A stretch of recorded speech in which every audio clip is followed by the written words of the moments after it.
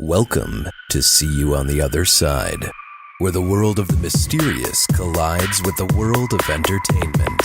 A discussion of art, music, movies, spirituality, the weird, and self-discovery. And now, your hosts, musicians and entertainers who have their own weakness for the weird, Mike and Wendy from the band Sunspot.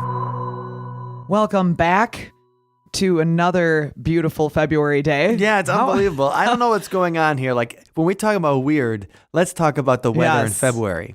Yes, we don't get to often say welcome back from a beautiful February weekend. Usually we're crying and complaining about the cold. Right. February is usually when I'm like, it's time to get out of town. Yeah. And this February has been just wonderful. Oh, like, I got to say, delightful. so I moved, Wendy, and you were the best when you helped me move last Friday. You really were. Well, And happy to. But the thing is, it made it easy to be happy too, because it was like, it was a nice day. It was sunny and everything. And if you guys have ever moved in the winter before, you'll know that moving in the winter is disgusting and it's horrible. Not this year. Yeah, that was awesome because truly it made the whole day so much. Because every time we were outside, it was like, hey, it's nice out. I'm enjoying this, even though I'm hauling stuff back and forth. It's sunny. And yesterday, a sunny 60-degree day. Mm-hmm. Today was 61 degrees as well, even though it wasn't sunny. It was still, I went off on a long run. So for Wisconsin, this is unheard of. Yeah, guys, this is crazy. Scary. And so obviously we're always talking about the weather in the Midwest, and if you guys in the Midwest, you know that. Like that's what we do. You know, everybody's like, "Oh, it's so boring to talk about the weather." Well, not here because it's always changing. But right now, everybody's absolutely talking about the weather because something's up. That's right. And I don't know what's up out there. Whether somebody cast a magic spell or whether it's aliens like warming up the planet a little bit so that they can come down, and it's more like they're like the Predator. Ooh. The Predator would only show up in very, as the woman said in the original movie, very hot summers. And this summer, it grows hot. Hot. So that's what I feel like. Oh my God. It's fantastic outside. We hope if you guys are in the Midwest, you are enjoying, I guess we wouldn't call it Indian summer. We call it Indian spring. I don't know. Whatever it is, we're enjoying it. That's for sure. Because winter is sure to return soon. You know, in its normal form. We always, in winter, at least the past 11 years, the first thing we look forward to is driving to Texas. Yes. In March for the South by Southwest Music Festival and seeing our friends and playing music down there. And this year we're doing the same thing. We are. I can't wait, even though it's not as much of a reprieve from the weather. But it's still exciting to get down and hang out and party with, tens of thousands of like-minded musicians and cool people. Yeah. Anyway, so we are going to be in Texas at Friday night, March 17th will be St. Patty's Day. St. Patty's Day will Ben's birthday. Ben's birthday, our guitar player, will be at Marble Falls, Texas at Brass Hall. Yes. And March 18th, we're going to be in Austin proper at the Music Madness ATX Festival. That's right. Oh, and I love it. It's going to be so fun. Yeah, we're really looking forward to it. But anyway, we wanted to let you guys know that because even though we're finalizing our Texas plans, and we might have a ghostly surprise for you guys too when we come back from Texas. That's and right. You guys are definitely going to see that and be excited about it. But every year we stop by a couple of places and we visit. Last year we were doing haunted locations in Cincinnati, Nashville, New Orleans, Galveston. Yes. We had a lot of fun. Fantastic. Yeah, it really was a nice trip last year. But this year we haven't figured out, finalized the plans of where we're going between Madison, Wisconsin and Austin. So if you have any suggestions for us to go, and it can be a little bit to the side too, a couple hours. It's a road trip. A couple hours east or west is not going to, make us late or whatever. Like we bring that in, we factor those equations in. So anyway, we're looking at the Tuesday and Wednesday, at least, of St. Patrick's Day week. And are there any cities that we should visit on the way down? In the past, so like I said, last year was Cincinnati and New Orleans and Nashville and near Houston. A couple of years ago, we were in Alton, Illinois. Outside of St. Louis. Yeah, and we've been to St. Louis on the way down there. We've been to Oklahoma City on the way down there. Tulsa on the way down there. Little Rock, Arkansas. Oh my goodness, that's right. Arkansas, that was fun. Yeah, it was fun.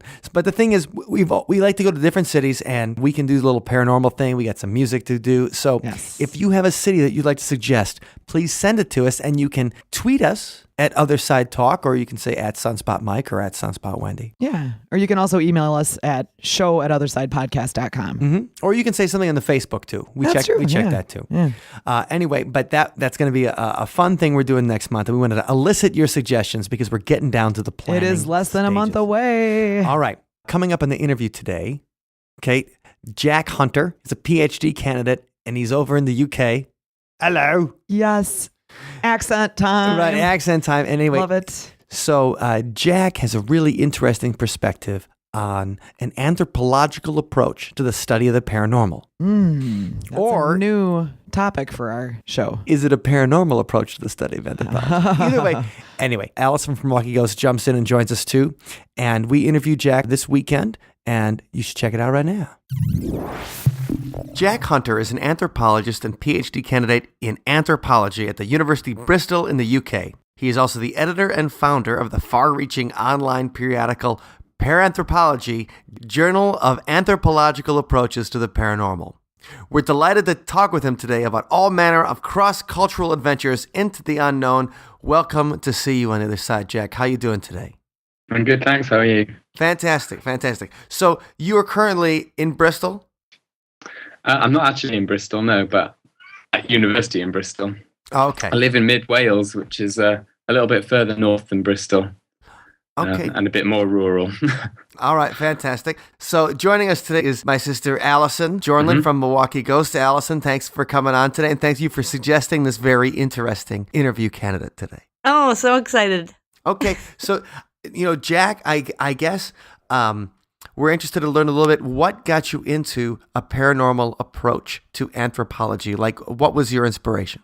Well, I've been interested in paranormal stuff basically forever, interested in weird things. And when I was younger, I used to be interested in vampires and stuff. And then I had an alien fad and bought lots of books about aliens and read a lot about UFOs and things.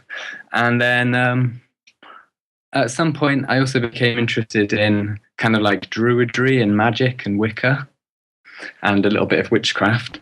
And I dabbled with that kind of stuff for a little while, but didn't really get very deep into it.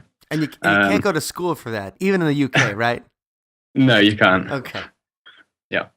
I've also been interested in, although I'm not particularly religious in any way myself, always been interested in religion and kind of a cross-cultural thinking about other cultures and being interested in other cultures. So when I finished high school, I decided that the only way that you can kind of study this, it's quite a broad range of things. The only way you can really study this in an academic way is through something like anthropology. So I went to university, studied archaeology and anthropology, and then as I was studying, I found I came across the writings of certain anthropologists that were particularly interesting, kind of incorporating an experiential approach to magic and religion and ritual. And I thought, yeah, this is the way to go, a kind of experiential, participatory kind of anthropology. So can you talk? Wait, I gotta get this in. Can you talk about some of those influences, those other anthropologists who had done some studies that intrigued you? Mm-hmm. Yeah, well, I think, I can't remember what year of university it was, maybe the third year, final year. I was doing an anthropology of religion module with my supervisor, Fiona Bowie, who she's now my supervisor for my PhD. And she started talking in one session about an anthropologist called Edith Turner, who was married to Victor Turner, who's kind of like one of the big names in anthropology. He's the guy who really brought concepts like liminality and communitas into the anthropological kind of lexicon. Okay, real quick though, you're gonna have to what's liminality and community? You'll have to speak to us. Let's unpack that, shall we? Unpack that for the plebes here. Like liminality is kind of like an in-between state. So if you think about Victor Turner drew a lot on the work of another anthropologist who did research on kind of coming of age rituals. Arnold van Gennep was his name, and his interest was in kind of when you're going through a coming of age ritual, you enter into a kind of in-between space. So you start off as a child, And then during the ritual, you're kind of not a child or an adult, so you're in between. And that's what liminality is basically. And then when you come out the other side, you kind of like, you're an official adult. So kind of a gateway. Yeah, so liminality is this in-between kind of place. It's like a gateway between realms or between kind of different stages in life. It could be between anything. So like a doorway is liminal because it's between two rooms. Okay. A lot of cultures have ceremonies to do that. I mean, that's the first episode of Roots, right? They have that, he's doing the kind of the child, into an adult thing. And I think that the first episode of Vikings, they do the child into an adult thing too. And we don't have any of that kind of, the bar mitzvah they have, but like most regular, I think about most American culture, it's like, when are you a man? I don't know, the day your dad takes you to the back and it's like, you're a man today, son, get a job. Yeah, it's true. We seem to have lost a lot of our kind of ritual heritage, I guess. I don't really know why that is. Probably a variety of different factors, like increasing rationalization and stuff, and thinking we don't need to do these things anymore to mark when we're an adult or whatever. But I think it's a bit of a shame in some ways. But yeah, there are other ways. People work out their own ways of initiating themselves into adulthood, I guess. Right. I've been working on pushing it off for about 25 years now. I want to go back the other way. Right. I want to turn around. That's it. Well, entering into those liminal times is when you can do that. Yeah. So let's talk about that a little bit, the importance of ritual, because, it seems that in modern culture, the dominant culture anyway, we've lost a lot of that, of ceremony. And I feel that loss, and I wonder if others do as well. I'm sure they do. One of the contexts where I think it is really clearly seen how we've lost this kind of way of ritually structuring things is with things like the psychedelic experience. If you look at traditional cultures where they use things like peyote or ayahuasca or whatever, they use the psychedelic substances in this ritual context where it actually means something, where it's kind of socially beneficial, people can get stuff out of it. And we basically, I guess, probably going back, way back, but certainly from like the 1960s and 70s onwards when all of these drugs became properly illegal, we've lost that. So now when people come to try these substances, they are using them in not ritual contexts. They might be in party situations or any kind of situations that are not really suitable for exploring the full potential of these substances. But I think that's a real good example of where this ritual thing, potentially could be reincorporated into our society. And we did a full episode on LSD a little while ago, and the fact that they used to sell LSD in the back of magazines, in like the 1960s before it became illegal. Yeah. And in sex, drugs, and rock and roll, LSD is the drug they are talking about. But I think it's funny, especially when you talk about the decoupling of psychedelics from ritual, in that it is a party situation, or you see people like wandering around stoned out of their minds or something, and it doesn't have that meaning associated. If they find God, they stumble on him. They don't go seeking. Yeah, him. They don't go seeking. Yeah, exactly. So when we talk about the psychedelics used in these rituals, what were some of the rituals for? Like we talk about, like, were they religious in nature? They're spiritual in nature. What would be the kind of ritual that somebody would take ayahuasca for? Well, they could be used for lots of different kinds of things. Usually it's some kind of, it could be part of just like a ritual calendar, for example, where it's something that you do every year or so, the whole community or most of the community, to kind of reconnect with the experiential understanding of their cosmology. Or it could be for specific other kinds of reasons, like say someone is ill, or someone needs some kind of healing, then the shamanic practitioner would be the one who would use the substance and go into the altered state and try and appease the spirits that might be making that person ill, or some kind of other kind of healing techniques. Or other examples that sometimes I've read about it being used for, like finding lost objects and things. So when the shaman uses the substance to enter into this altered state, to enter into the other world, and somehow it's easier for them in that state to track down these lost objects. And basically it could be used for any of these kinds of situations. I can't wait to lose my keys.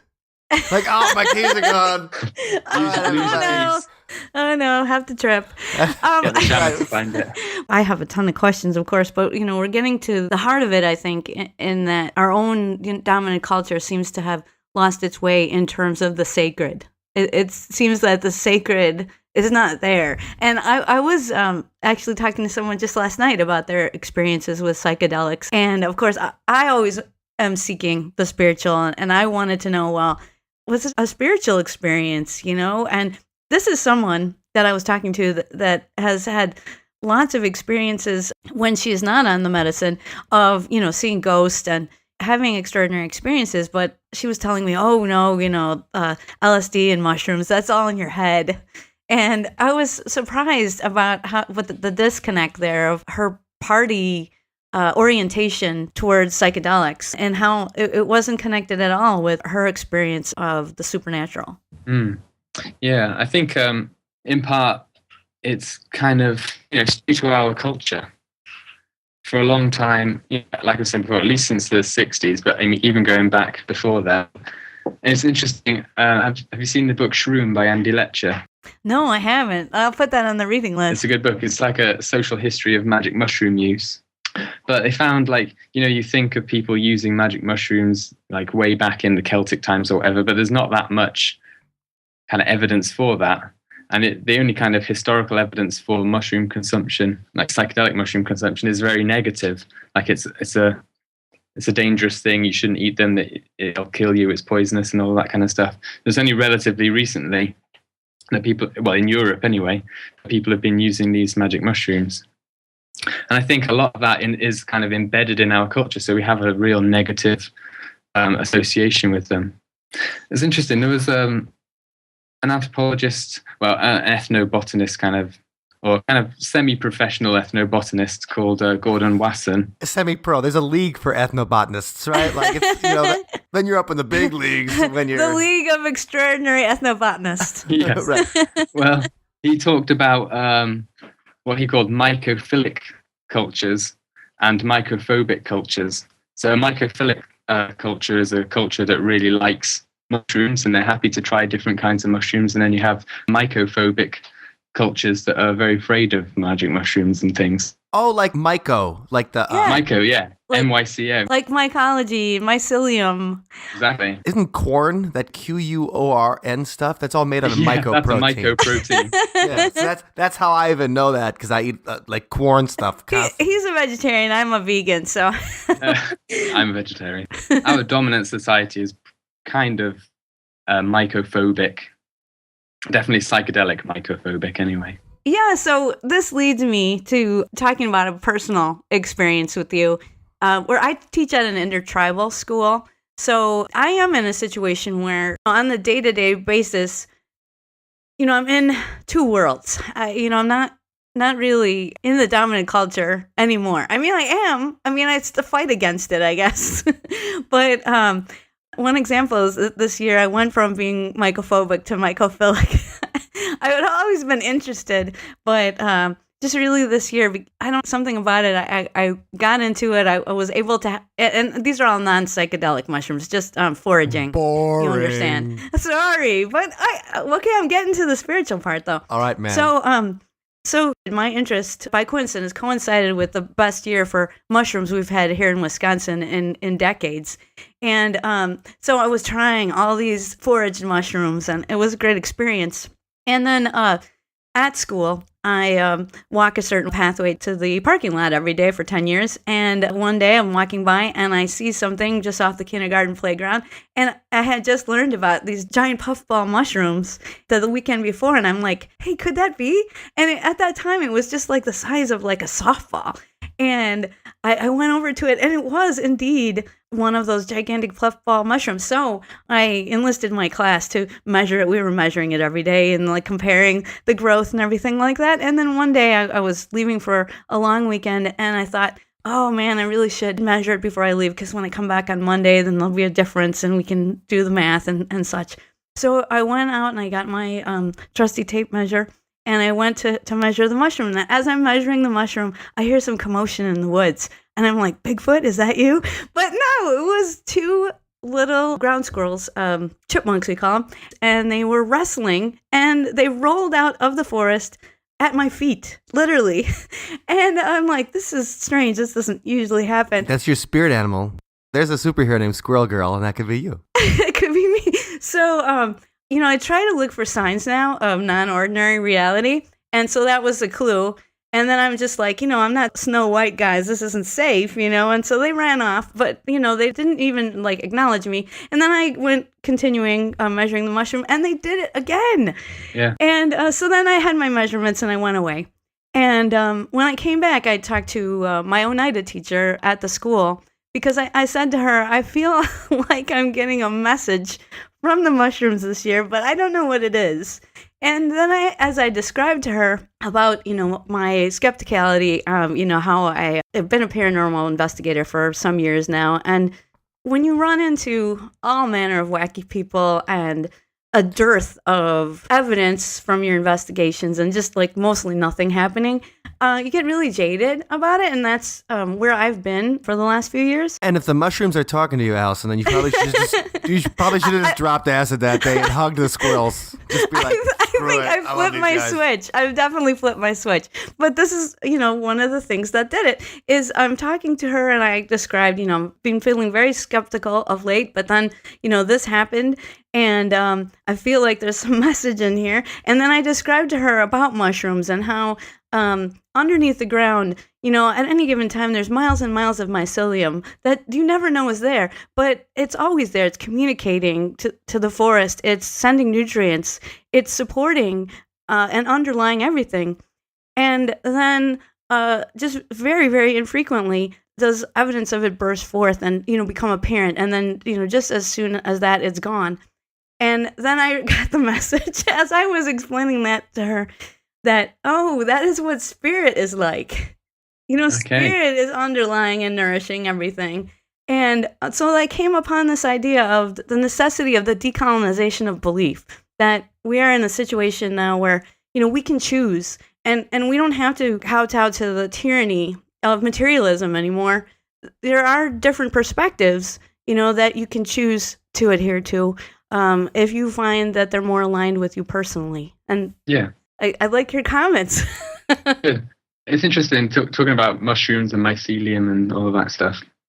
Recently, I've been doing a permaculture course. I don't know if you've ever come across permaculture before, but lots of people think of it as kind of like just gardening, but actually it's more kind of, it's just a different way of thinking about our place in the environment.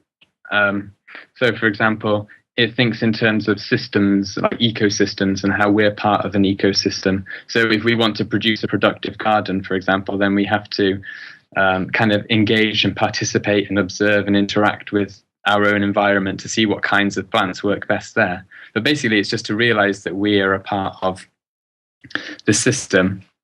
And they use the mycelium analogy quite a lot in permaculture.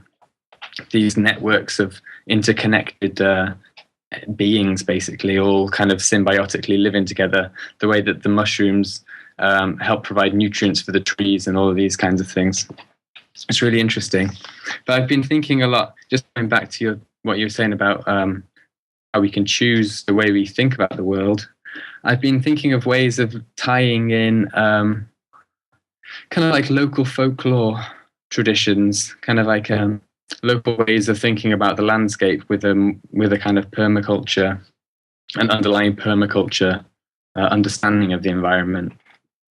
So one of the things I've been thinking about is trying to get kids, first of all, to re-engage with the local legends of our local area. So we have quite a lot of legends in Wales. That every valley you go in has some kind of a story about dragons or giants or ancient rocks and things. I've only been to Wales for, I think, 3 days, and I drove through it, and we went surfing there, and really enjoyed visiting Cardiff and all there is, and I went on a Doctor Who pilgrimage because I'm a nerd like that.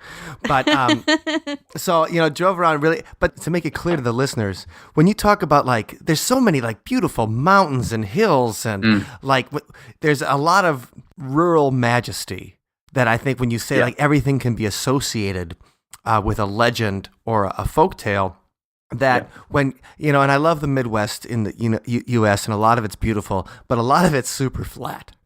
And it's the exact opposite over there. So I just wanted to get people in their mind, when they think about the valleys and the hills and everything, you're thinking about a really beautiful area. It is. It's a lovely, lush kind of green. It's all the valleys. At the end of the valleys, you have waterfalls, and there's dense woodlands and things. It's a lovely place. Mm-hmm. And everywhere, every valley has its own kind of legends and stories. I don't know if you've ever come across the Mabinogion, which is the ancient kind of the kind of mythic canon of Wales. Basically, there are 4 parts to it, and each of them is filled with these amazing stories that they kind of weave in with King Arthur. But they the stories kind of, as you read them, they kind of take you around Wales, and everywhere is linked up with different kinds of stories. So what I've been thinking is, but like the Aboriginal Dreamtime stories, where they kind of engage with the landscape, they walk around the landscape on their walkabouts, and they kind of relive the Dreamtime. I think we need to try and do that kind of thing here in Wales, for one thing, but perhaps, in every single locality, reconnecting with an idea of the landscape, something that is alive, that has lots of different kinds of entities potentially living it, both physical and maybe non-physical as well. I've come to think that maybe these kinds of ways of thinking, although they're not necessarily scientific, that they might still be in some way more accurate ways of understanding the environment. Do you see what I mean? Yeah. Well, and the other thing with skepticism is, what I noticed I was doing is really kind of brushing a lot under the carpet, when things didn't fit in a certain box. And really, I don't want to be, I'm like the opposite of that. I don't understand why it was happening to me. But I shared with Mike last April, we went to a haunted location, and I had a presentation there, a 2-hour presentation about, local legends and ghost stories. And I really was so excited that they invited me, but I didn't expect to have an experience there. And I really never expect to have an experience. But so when I was there, after I had done with my presentation, we were setting up to do the live podcast there. And I was just stowing some of my gear under a table. And I happened to look up, and I saw an actual white orb, stereotypical white orb. And I'm very anti orb photos, but I saw one with my eye fly at my head, past my head and my periphery. But it happens just so quickly. It happens in a blink. And I didn't tell anyone about that, even though after all the presentations and performances and all, we had a ghost hunt. You think I would mention that to someone? And I didn't even tell Michael here until that Monday afterward. This was a Saturday, and I said, "Well, Mike, I saw an orb," and that was really peculiar to me. That I could be all about it, and still, when something strange happens, I don't know what to do with it. Yeah, kind of keep it to yourself. Well, and I think that what you were getting to there, Jack, to connect it, is that when you talk about the legends of a place and the folklore of a place, and understanding, even going to the permaculture, understanding your place in the system, I think that's something, when you get to the end of War of the Worlds, right? So, spoiler for War of the Worlds if you guys haven't read it. But at the end of War of the Worlds, the Martians eventually die because they're not used to the microbes that we have on Earth. And we've developed an immunity to those microbes over millions of years of evolution. And the idea is that those millions of years of evolution have made it so this is our home and this is our place, this is our planet. And feeling that connection to the system and the planet and everything, and kind of knowing your place in it. When you think about Native American culture, and especially when they talk about in the American West and the connection to the land, and it's not necessarily an ownership of the land, but it's the stories, the folklore, the legends, the mythology, all comes from that connection to the land. When you talk about Wales, that every mountain has a story, and it's connected to King Arthur. Okay, do we have a historical figure that was King Arthur? No, but we have, we've got the Mallory King Arthur, and then that legend leads to the last Merlin series that they had a few years back, or Camelot with wasn't Eva Green in Camelot? Oh, she's hot, but. But you know what I'm talking about. Even I can agree. Those legends can go on for millennia, and it's connected to a place and connected to a time, and kind of understanding those legends helps us understand our place in there. So it's not a scientific thing. We can't point to, well, who was the historical Merlin? Well, I know we don't. There's no historical Merlin, unless there was. Well, right, but I mean that we know, that we can't point to like his death. We can't go to his grave. We can't. But you can go to a place and feel it. And you can do that with legends and folklore.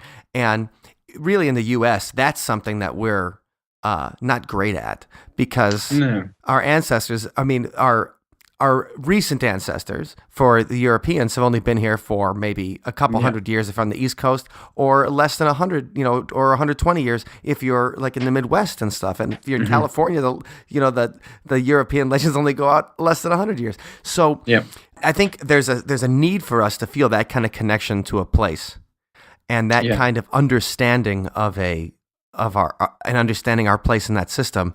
And it's something that rituals can help with. It's something that understanding the folklore can help with. And as immigrants, mostly to this place, I feel like it's something that we lose. Yeah. But I think also it's obviously the stories are there in America. They're just First Nation stories. Right. And you haven't, or the Europeans haven't necessarily connected with those stories, and probably in most places have actually tried to eradicate the stories so they can implant their dominance on it. But I think even here in Wales, we have a similar kind of thing.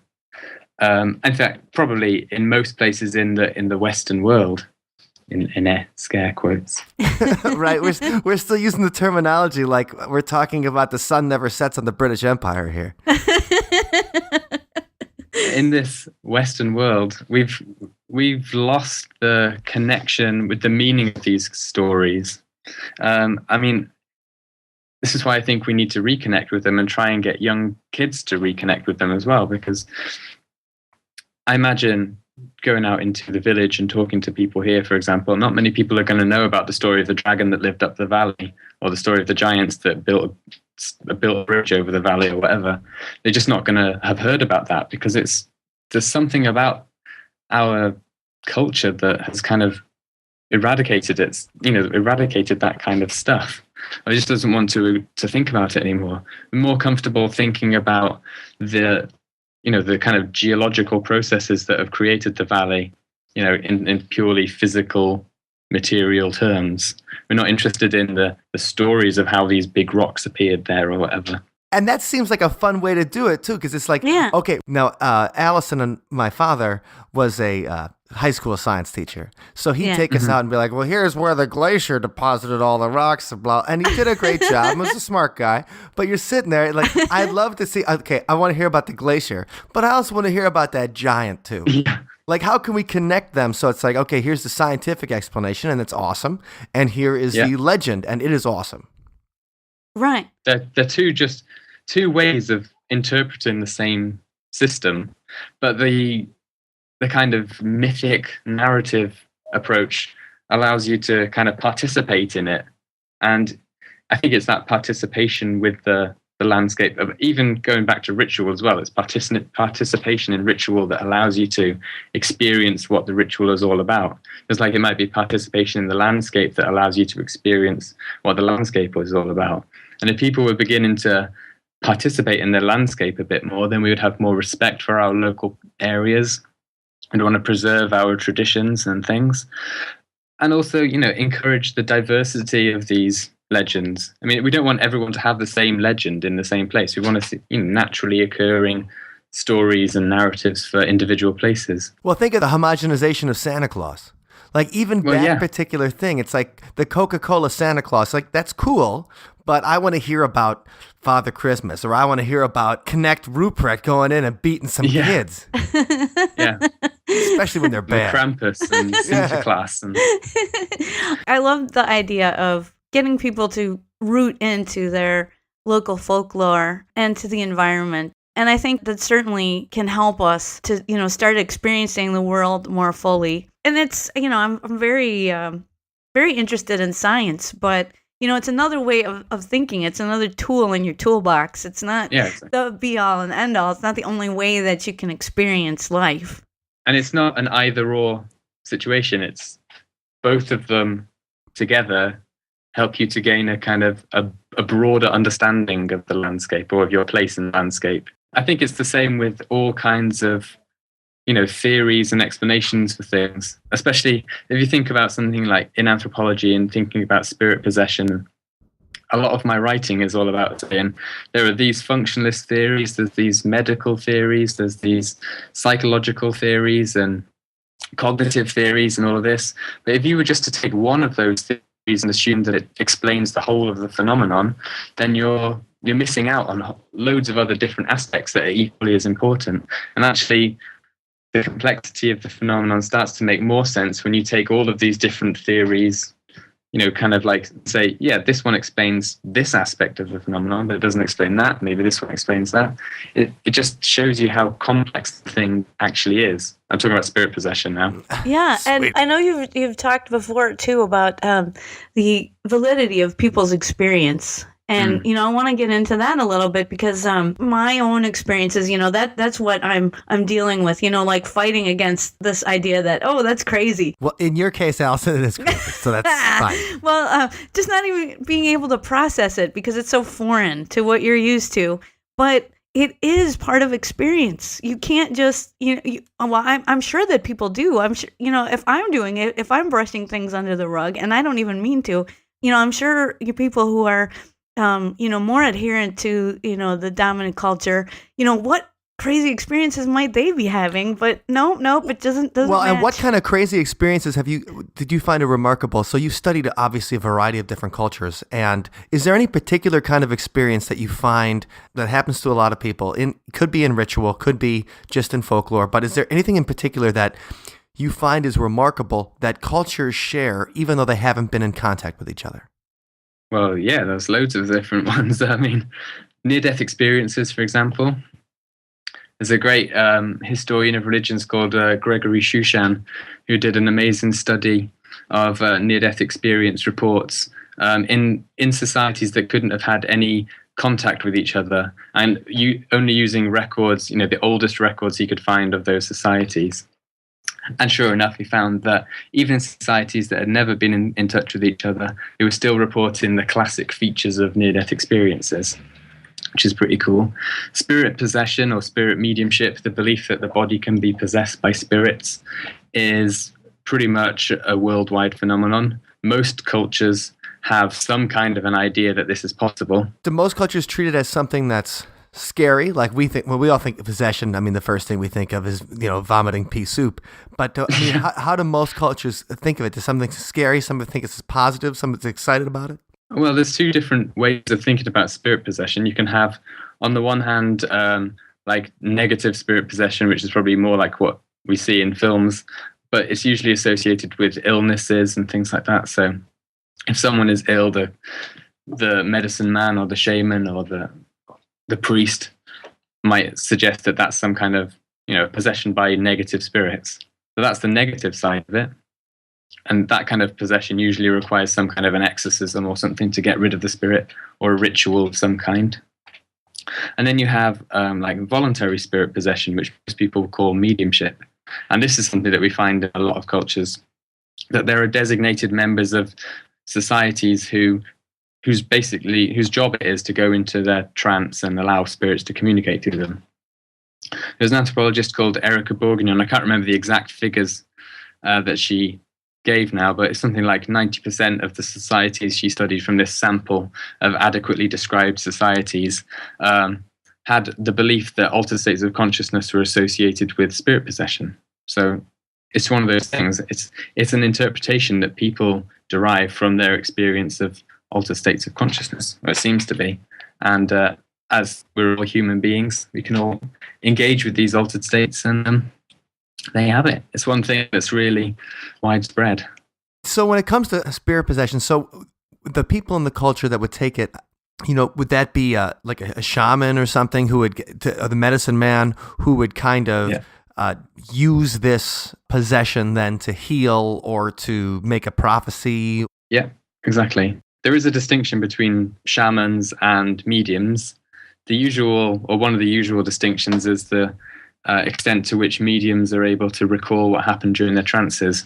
So when a medium comes back from their trance, usually, although not in all cases, this is the problem. It's so difficult to give general specifics about things, but give it a go. Actually, There's like everything's blurry. That's the nature of the beast when it comes to anthropology and psychology. When it comes to everything, I think. Yes. Yeah. So mediums don't recall what happened in their trance, because when they're in their trance, the spirit is controlling their body and they are off somewhere else. But when you look at shamanic practices, the whole point of going into the trance is usually so that, and this is not to say that some shamans don't do spirit possession as well, where they do lose consciousness, but in shamanism, most of the time, the purpose is to bring back information. So it's important or essential that you can remember that information. So shamans go into the spirit world on particular journeys to do stuff, to find things, and they come back with information that they've remembered. Whereas mediums they kind of like blank out and let the spirits do the talking directly. Oh, they become a vessel. They become a vessel, exactly. And I just thought of something that I haven't thought of before. When I think about the TV show Quantum Leap, Sam, Scott Bakula's character, was possessing those bodies. Like he would, you always just think of him like he's in the body. No, he is possessed. There is a scientist from the future that is going back in time and possessing people's bodies, dispossessing their consciousness back to his body, which is in the future, sitting in the waiting room or whatever, and he's back in the past, like controlling them. He's controlling them for good. But then, like the fourth season, they had like an evil leaper who was like a negative. Oh, so those are goodness. your two examples of like positive possession coming back to the past to control the body, and then negative possession. And it's funny because it's the same kind of story as any other kind of legend or story about possession would be, about this god from the future is taking over the body to help us through, to make sure the history goes along the right course. And we think of it as a science fiction story. And really, I mean, obviously the science fiction is all waves of the hand and magic anyway. They're not using there's no science about going back and possessing people like to stop the assassination of JFK or something. and who doesn't want to be possessed by Scott Bakula? I want to be possessed by Scott Bakula. No one can love you like Scott Bakula can love you, right? Hey, I know. Anyway, so I'm sorry, I just thought about that when you talked about the possession. I never thought of Quantum Leap as a spirit possession program, but probably right. Well, we'll take you to places you never imagined. Yeah. I think we're really getting into, when you talk about these rituals of the shaman and the medicine man and the idea of the spirit journey. And do we have anything that's in our modern culture that you might consider as an analog to the like some kind of spiritual journey? Do we have anything that we've kind of created even to try and make up for the fact that ritual has been taken out of our culture? That's an interesting question.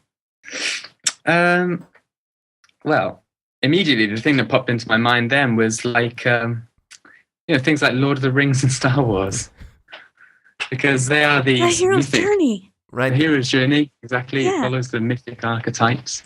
It's something that we can, lose ourselves in, but at the same time, it's like the distilled Western version of it.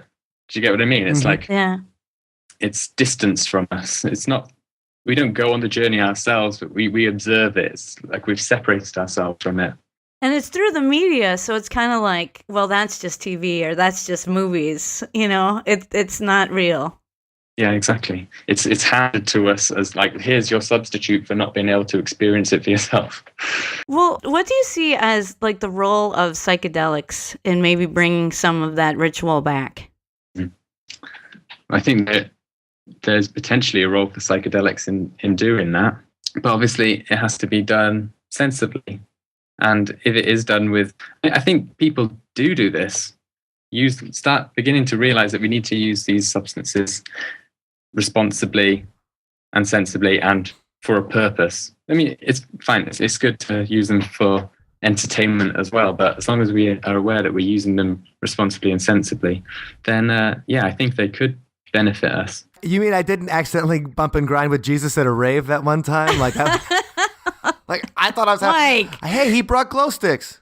You just want to show your appreciation, right? Yeah. But how can we open the door to the sacred again? I mean, I really feel that it's largely been lost, and we just kind of compartmentalize it, or it's not a day-to-day life kind of thing, letting the spiritual enter in.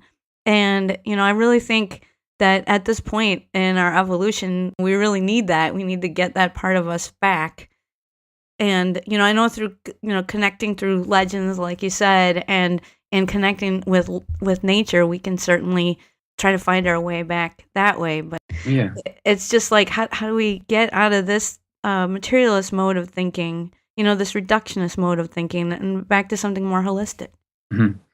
Well, I've been in my writing thinking about this thing that I've been calling ontological flooding, which is basically it's not a new idea or anything. It's just kind of like my rephrasing of a bunch of other ideas. But it's basically an approach specifically for kind of anthropologists and things, but you could also branch out into your way of living, but where you're essentially open to multiple possibilities and try not to limit yourself to one interpretation of events or of the world.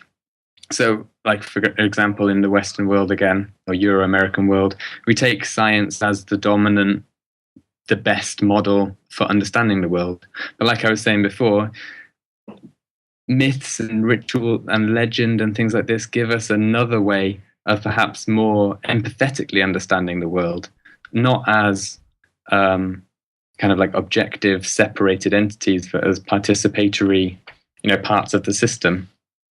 So ontological flooding is all about it's basically not believing anything at all, in a way.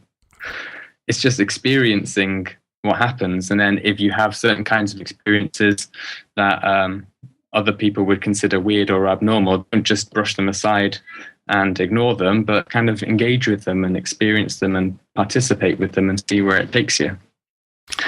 And not to try and reduce it to a single explanation. So yeah, say you saw a ghost, you could reduce it right down and say, yeah, it was just a hallucination caused by the darkness in the room. But if you take like an ontologically flooded perspective, then it could be that, but it could also be a ghost, or the conditions in the room were the necessary conditions for you to have that kind of experience.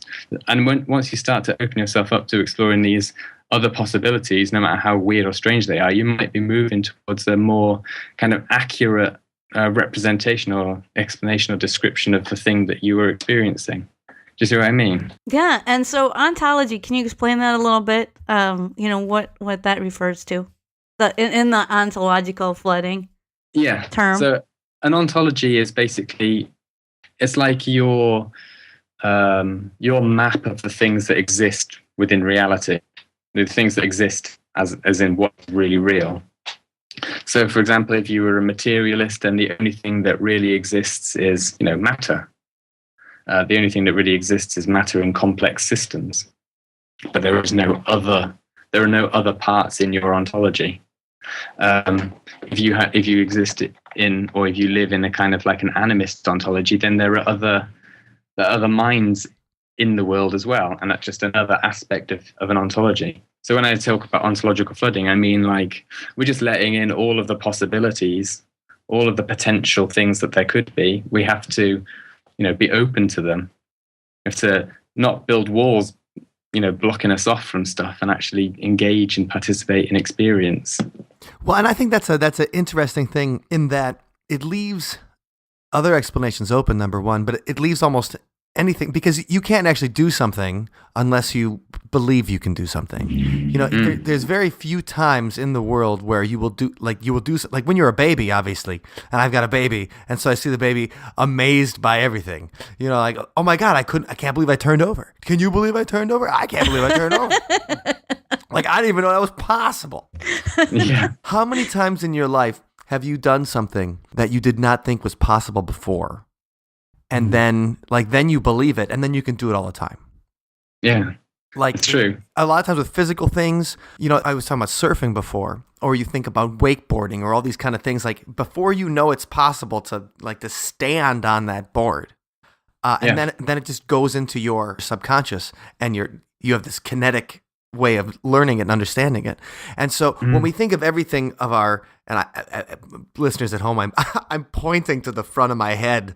I'm such a He's pointing to his frontal lobe. I'm such a Cro-Mag. But, if we think of everything as in only the stuff in our present, the consciousness that's right in front of us, the stuff that's in our reasoning, rational mind, then we forget that 80%, and I'm just pulling that percentage right out of the university of my butt, but 80% of the things that our brain does are autonomous. It's all subconscious. And I think even allowing just for the fact that there are things that our subconscious believes that our consciousness doesn't can lead us to a greater understanding, or at least an empathy with the world around us. Definitely. Yeah, it's basically not closing yourself off to that possibility. There are things that we experience and that, everyday things that we just take for granted, and then we assume that that's all that reality is. But actually, we have to be aware of the fact that there may well be a lot more weirdness going on than we experience anyway. So is there anything in your studies, when you've studied different cultures, that there's something that is that they thought of, or that's in their belief system, that you're like, oh my God, I can't believe I didn't think of that. Or that makes so much sense. Like, why aren't the rest of us all thinking that right now? Yeah, well, there's lots of different things. I mean, coming back to the idea of permaculture, you look at, because that's an idea that I'm like, this kind of makes sense, and it's pretty common sense and obvious. But when you look at indigenous cultures, they are basically doing permaculture. Their whole socio-economic cultural system or whatever is, it's local, it's enmeshed within the system of their place. It's constructed out of it, and it's a sustainable way of living. Obviously not in all cases, but that's what it is. I've got an example. Okay. I actually have an example that works with that. Going back to the Oneida again, which are part of what most people call the Iroquois Confederacy, but they call themselves the Haudenosaunee, the people of the Longhouse. Anyway, they have this story of the three sisters, which is corn, beans, and squash. And it's like a sacred story of these three sisters being these plants and how they live together and protect each other. And so in traditional gardens, they would plant these three plants together. And what was found, scientifically is that, that really made great sense, because the squash had these thorny vines that would grow all around the rest of the plants, protecting them. The corn stalks provided trellis for the beans. And then there were all kinds of things going on with the nutrients too. The plants were putting nutrients, back into the soil for the other plants. And so there's this symbiotic relationship of the three sisters. And so, that's an example kind of what I think you're talking about, Jack, is that legends can confer, a story, but there's more to a story that's underneath. And there is science to, what, they've been doing for centuries. Yeah. And the story gives you kind of an empathetic relationship with the science. It helps you to understand it. And it's like, oh, yeah, makes sense. They're three sisters. They get along well with each other. Right. And it's getting back to educational terminology, it's differentiation. It's, everyone from, the smallest child on up can understand, can appreciate the relationship of three sisters. Yeah, exactly. And so it's a great analogy in that way. Yeah.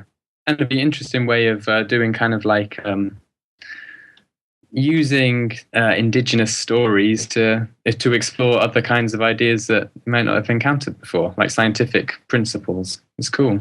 Well, I was wondering if for people who are interested in learning more about paranthropology, and they're interested in learning more about maybe the connections between cultures of paranormal stories, of, we were talking about near-death experiences or spirit possession before. Yeah. Are there any particular authors or books that you'd recommend or things that struck you when you were starting your research? Yeah, well, there's quite a whole load of different things. The first, obviously, I'm going to mention Paranthropology, the journal, but it's Absolutely. a good starting point for anyone who's interested in going down some of these different rabbit holes. There's so many different articles about, everything from just like straight up ghost stories right through to weird dreams and kind of like eco-psychology stuff. So definitely I would check out that. And the best way to access all of that stuff is www.paranthropology.co.uk. And then there's all of my books and publications and things which you can find quite easily. And basically, in all of these things that I've written and that these other people have written, you can find the bedrock in the references that we're drawing on. The whole body of stuff out there. We're definitely going to have all the links in the show notes for this, and you'll be able to find that othersidepodcast.com/132 is where you're going to find more links to Jack and all of his cool works and Paranthropology. I'm interested in where this field is going as far as what do you want to study or explore, and what do you think is the great unknown of this particular type of thing that you're excited to kind of dig into? Well, my line of thinking at the moment has been throughout my thesis, I've been thinking about different ways of understanding spirits and how we can approach things like mediumship and spirit possession rationally, but not reductively. And it's only now that I'm beginning to realize how this ties in with all of this permaculture and ecological awareness stuff. I think that is where it ultimately leads. People will ask, what's the practical outcome of thinking about whether spirits are real or not? And then now I've realized that the practical outcome of thinking about whether these things are real or not and of ontological flooding is that it can help us to re-engage with the world that is currently suffering some kind of a seriously nasty ecological crisis. And it is a human, it's caused by humans. So a whole new way of thinking, perhaps these local, I use the terminology of the Norwegian philosopher Arne Næss, like an ecosophy. My colleague Mark Schroll, I published one of his books last year, Transpersonal Ecosophy. He's kind of moving in similar directions as well. Basically, it's leading us towards thinking about new ways of engaging with our world. So how do we temper our scientific advances? Because when it comes to defending ourselves against the weather and drought and fever and the flu and all the things and frickin' malaria. When you think about malaria, the fact that we don't have to worry about just dying of malaria next week is awesome. And so what we've gained from, scientific advances is great. But how do we temper that? And the fact that we have the entire source of human writing and knowledge and stuff like that in our pocket at all time, that we can just be like, hey, what's this? And then we can talk to a thing the size of an iPod or whatever, and it'll just tell us, it talks back to us like magic. How do we temper those advances with the wisdom of millennia of, you say that the three sisters, as an example, that's wisdom accrued over millennia of evolution, of us learning how to live properly in our environment. So I think that learning how to temper that is the next phase. It's going to have to be. But I think this is where this idea of ontological flooding kind of comes in. It's basically realizing that, science is there and it is good and it explains all of, it doesn't explain everything, but it explains some stuff. Right. Mm-hmm. But it's not the only way. It's just not. And when it comes down to it, there are so many different cultures around the world that have developed their own equally as complex ways of interacting with the world that are, perfectly well suited. I mean, everyone who exists today, we've all grown up in the world and we've all developed our own way of living, and they're not all based around scientific rationalism, and they're not all based around capitalism or a kind of relationship with the world that is destructive and all these kinds of things. Ontological flooding is really about saying, look, there's no one saying that this is the only way that we can live. there are loads of different ways, loads of potentials, loads of possibilities, and all we need is kind of like creative ways of thinking about it, new creative ways. Yeah. All right, and that's a great way to think about the practical applications of the thing. Now, I mean, most of us think about anthropology. We think about like Margaret Mead, like taking up and going out to the islands and stuff. Yeah. So, are you going out to live with anybody in the hills or the islands or anything like that?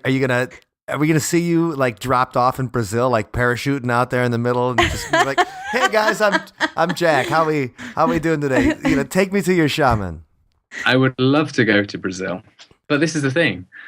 We think of anthropology as something that's to do with people, in far off distant lands, but actually anthropology is to do with human beings. So you can do anthropology wherever you are. It's just thinking about human beings and what human beings do.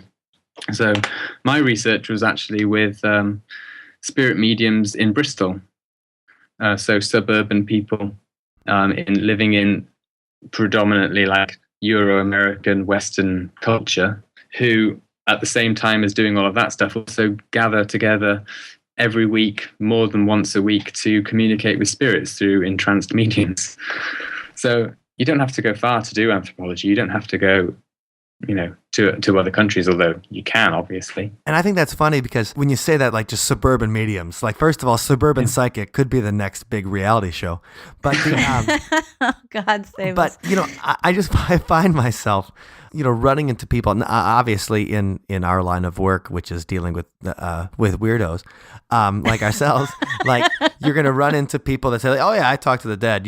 You bet I do, and people you wouldn't expect in a lot of situations. So it's funny that you were doing this research right in Bristol of mediums.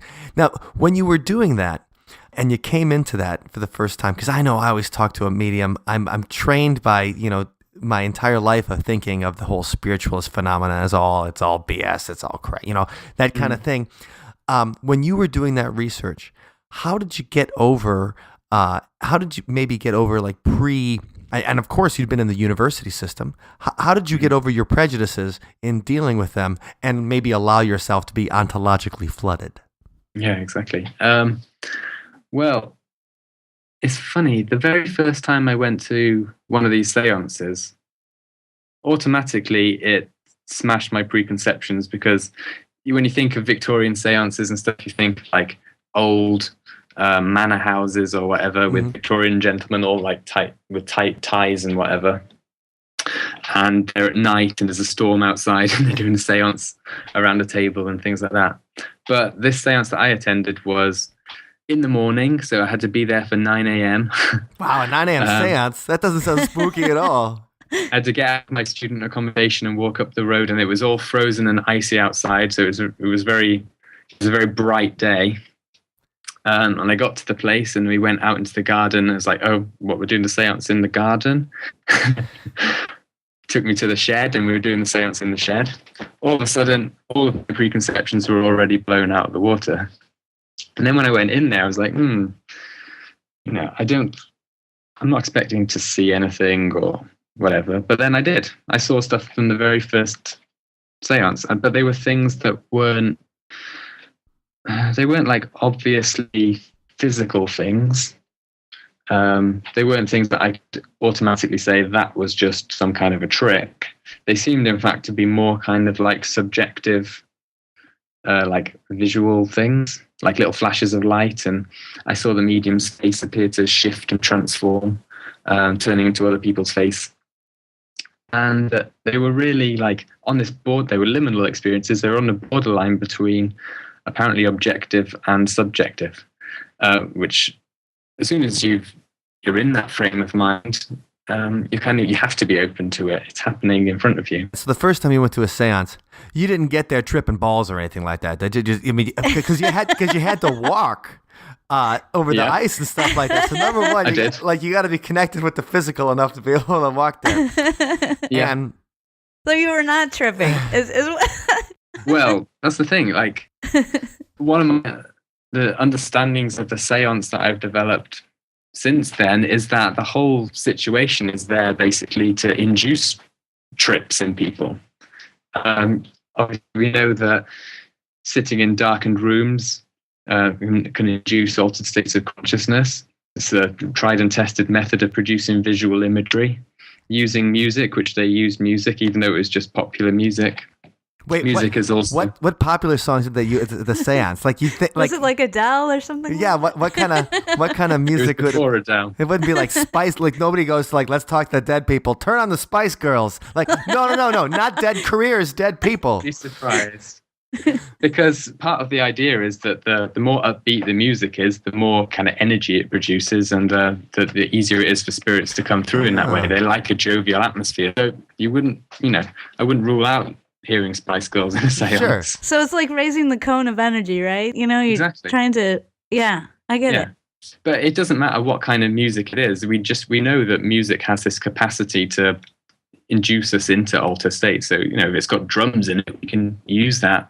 Combine it with sensory deprivation in a dark room or red lights or whatever, and all of a sudden you are kind of tripping. But I think that's the experience, and that's the whole point of seances. They are like modulators of experience. They help us to experience certain kinds of things. Okay, so the idea of the ritual, and you get in there, and in the dark room, the music's starting. I mean, everybody's kind of putting themselves into the mindset too. And, we kind of talked about this before when we talked about Joshua Cutchin about paranormal smells and the idea of brimstone, sulfur, that kind of smell being associated with Bigfoot experiences, fairy experiences, UFO experiences, ghost and demon experiences. People smell the same thing. And the idea of sulfur, that smell being the trigger that gets us into that state. So if we know that music can change your state of consciousness, and we know that the amount of light can change your state of consciousness, that meditation can change your state of consciousness, and everybody getting into that setup together in the ritual, and then changing the state of consciousness to make themselves maybe open to some kind of communication, spirit communication, mediumship, like a psychedelic. We were joking about tripping balls, but a psychedelic is just the shortcut. Like, you can do all that work, or take this, buddy, you go right there. Like, this is the express lane. Or even better, do all that work and have a psychedelic at the same time and see what happens. That's it. I like this idea of triggers. So you saw that stuff, and like when her face was changing, is that something that was? We talked about subjective versus objective in the experience. Was that something that you felt that other people were noticing too when you were in the? Well, this is an interesting thing, because I saw it and I was like, well, this is a subjective experience, and I'll keep it to myself, and I won't mention it to anyone in case they think I've gone weird or whatever. And then when we go out into the house to have a cup of tea and some cake, as you do at the end of a seance, and you talk about your experiences and what happened, I didn't mention anything, but I heard others say that they'd seen a similar kind of thing. The face they described, like kind of like a bald Chinese monk kind of face, matched with my own, what I thought was a subjective experience. So, but it was objective. Yeah, well, or somewhere between the two. Yeah, shared. Was it matching up with the spirit that was coming across? Well, there was no spirit particularly coming across at that time, although there were key spirits that did come through. But this was just kind of in the build-up to a particular spirit coming through. And I found out afterwards that they call it transfiguration or overshadowing.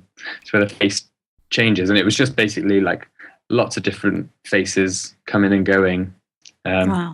not settling on any kind of face. Although this Chinese monk face seemed to form, and it just kind of like slid down and disappeared.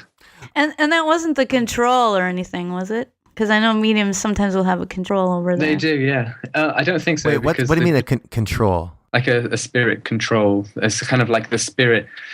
The mediums that I've been working with, they each have a spirit team. So they have a group of regular spirits who communicates. And they usually have one who is a control or kind of like in charge of procedures. So kind of an arbiter. Yeah, or a gatekeeper. Gatekeeper, yeah. Okay, so that's like their guide. That's like the person that helps them tour around. That's like Dante had his spirit control in the, like Virgil, right, was his spirit control in the Inferno. And yeah, exactly. So the spirit control is the one who lets through the other spirits and sort of says, right, it's time for you to go and let someone else come through and all of that kind of thing. Fantastic. The master of ceremonies. Master ceremonies. Now, Yeah. did you find Lots that of different- in your study of mediums, and I can't wait to check out more about this, even this particular one, because I think it's that kind of study of modern mediumship. Like we talk about the spiritualist phenomena of the late 19th century and early 20th century a lot, and people have done a lot of research into the history of that. In Wisconsin, we still have a spiritualist school.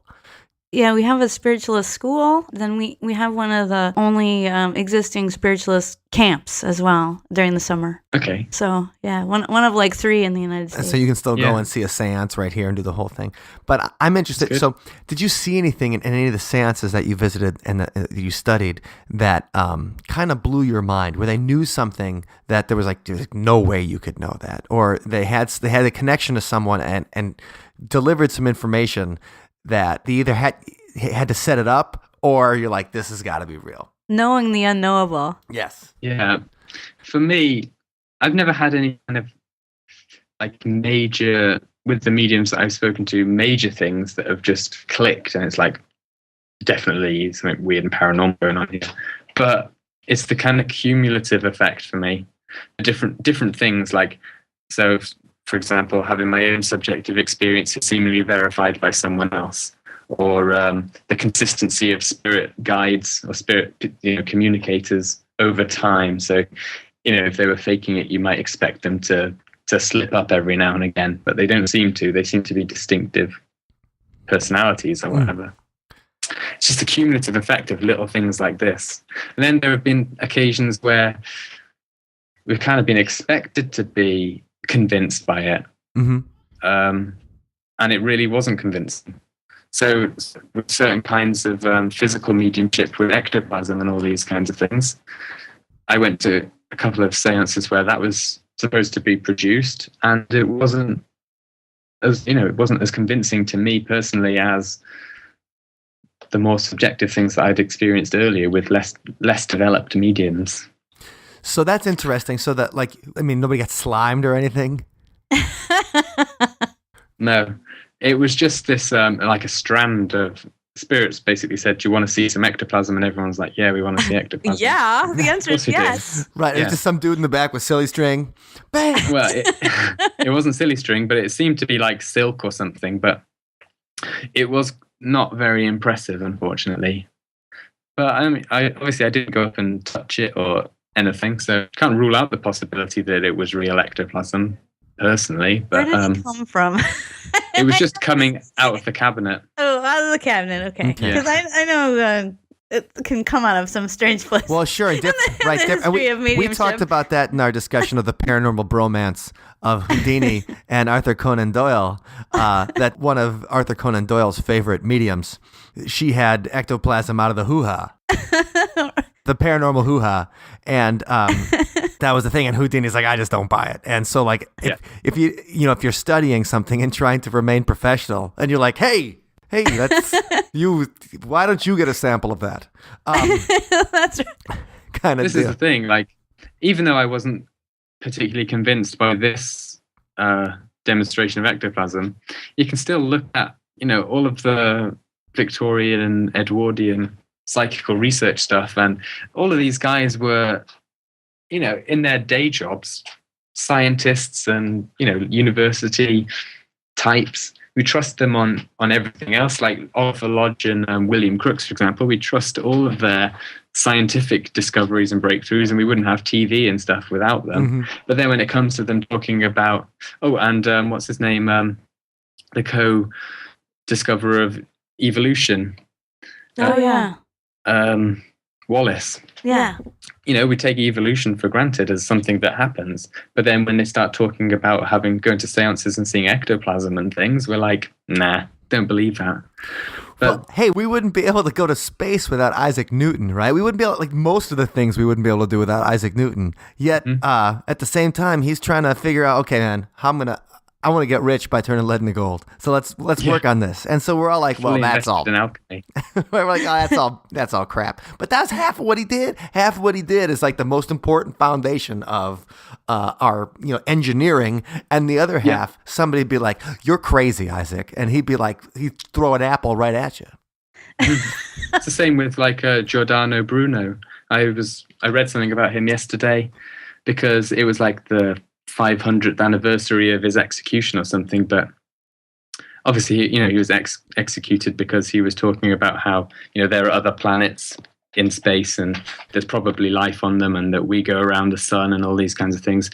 So he's right on the cutting edge of like mainstream material science, and at the same time was a practitioner of magic and alchemy and all these kinds of things. Right. There's no clear distinction between them, really.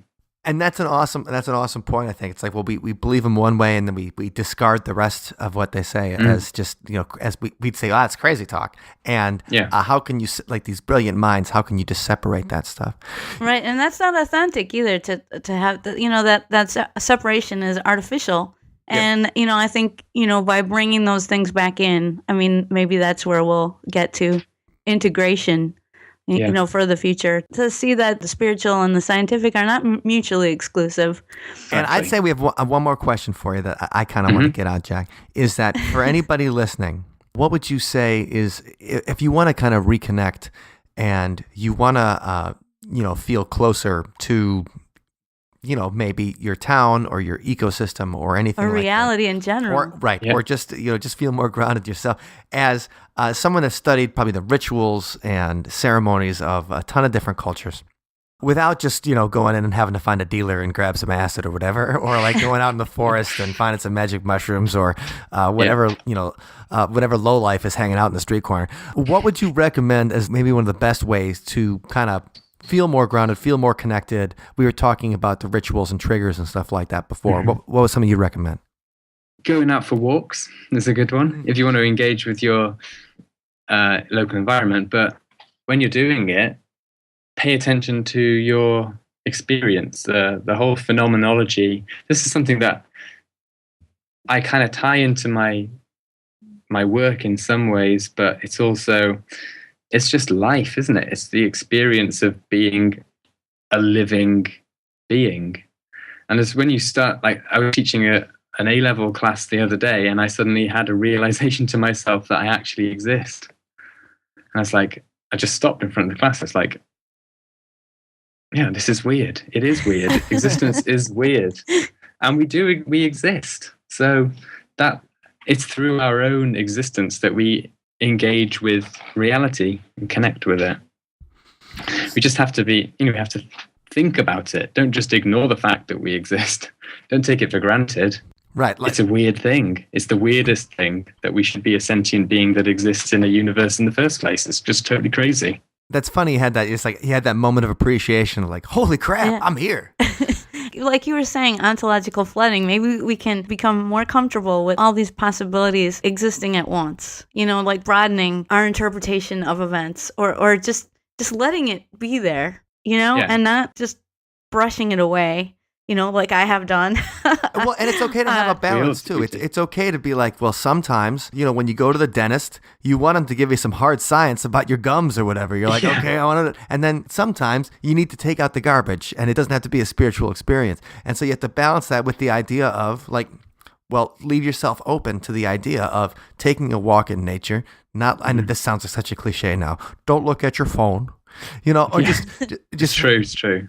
But realize that you have a connection to the birds out there, and it's 60 degrees in February here in Madison, Wisconsin today, Jack. We're very lucky. So something's happening. I don't know what it is, but I love it. But it's not ordinary. But like walking outside, and it's maybe this network of mushrooms underneath the ground that's connecting you to that squirrel over there, or it's connecting you to the tree. That was a chipmunk. Or the chipmunk. But I mean, the idea is that it's something simple as walking around and appreciating your surroundings, and it doesn't have to be some kind of new age hippity dippity experience. It can just be fun.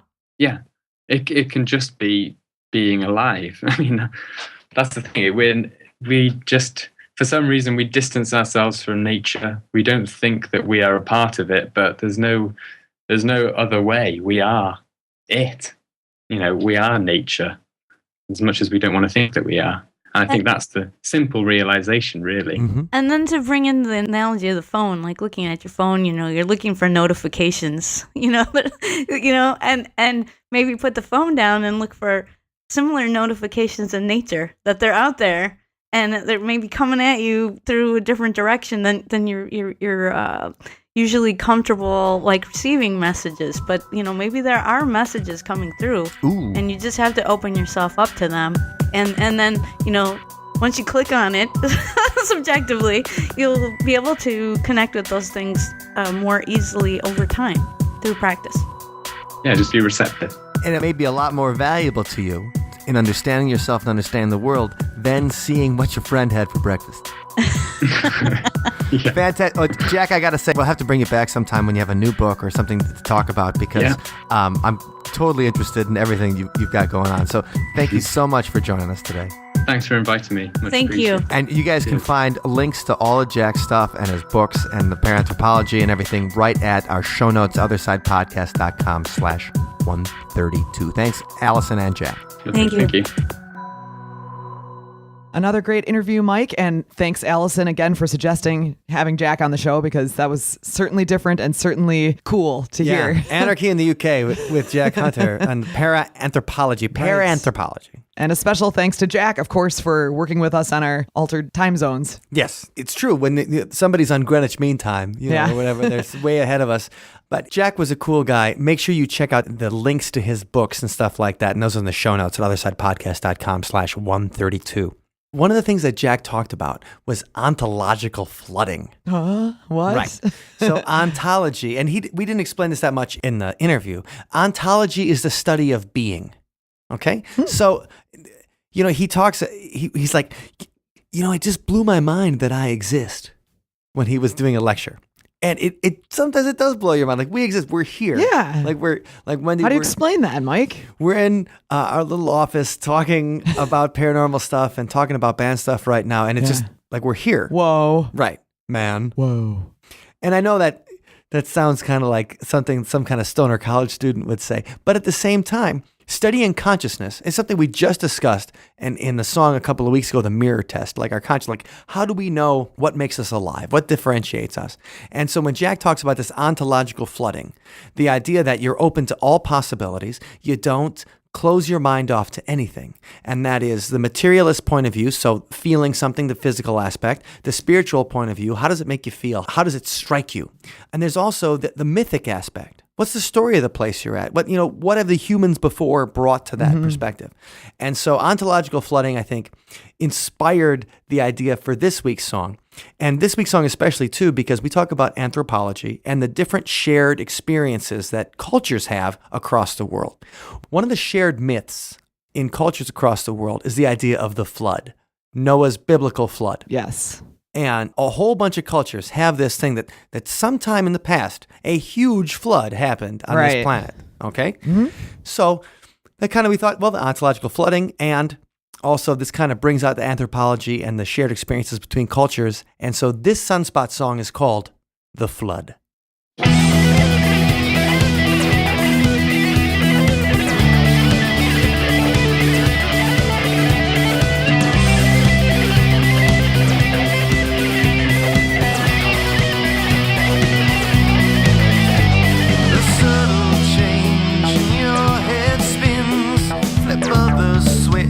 It all makes sense. An arrogance you can pretend to reduce it to just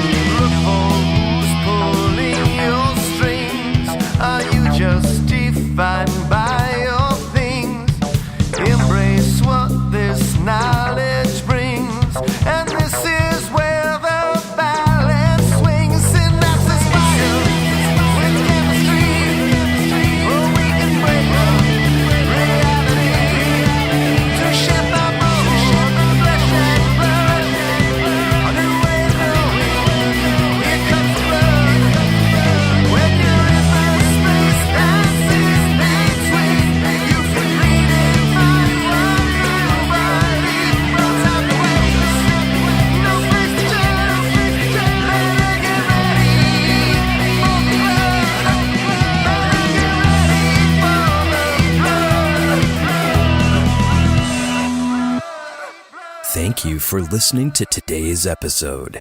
You can find us online at othersidepodcast.com. Until next time, see you on the other side. Hey, Wendy.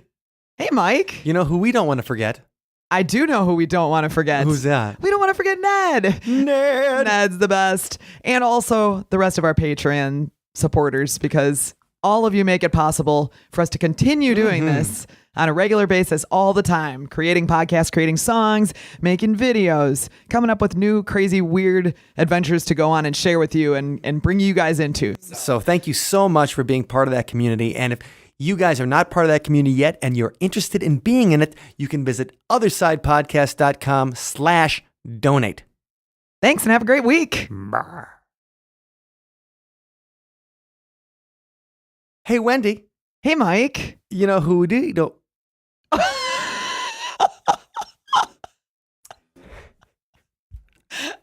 Found your outtake. Thanks.